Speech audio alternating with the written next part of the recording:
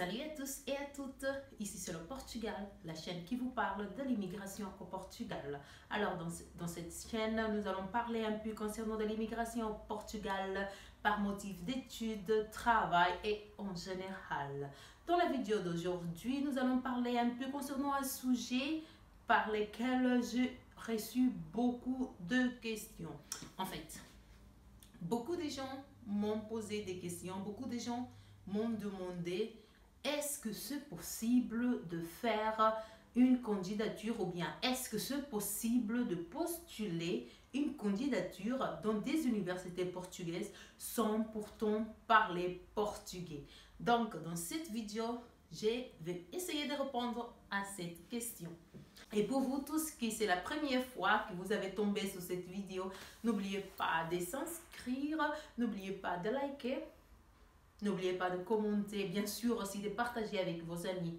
Et de cette façon, vous allez m'aider à grandir et pourtant, je serai plus motivée, plus motivée de vous amener, de vous apporter plus de contenu pour cette chaîne. Alors, sans plus tarder, je vais essayer de répondre à vous tous que m'ont demandé.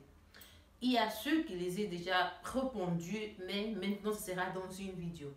Oui, est-il possible de postuler pour une candidature dans des universités portugaises sans pourtant parler le portugais?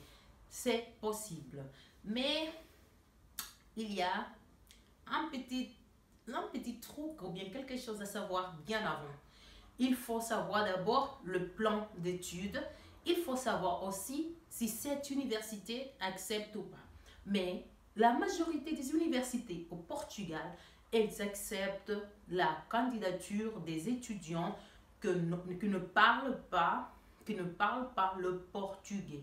Oui, et il y a quand même des universités telles comme l'université d'Aveiro, il y a aussi l'université de Coimbra, et il y a encore des autres universités qui donnent même des programmes de langue portugaise gratuits pour des étudiants qui ne parlent pas le portugais. Normalement, il y a beaucoup de Chinois qui apprennent aussi le portugais, beaucoup des Espagnols, beaucoup de Colombie, Équateur, beaucoup de pays. Voilà, pour tous ceux qui ne parlent pas le portugais, il y a un programme au sein de l'université qui donne des cours de portugais gratuits aux étudiants qui n'ont pas le portugais comme la langue officielle.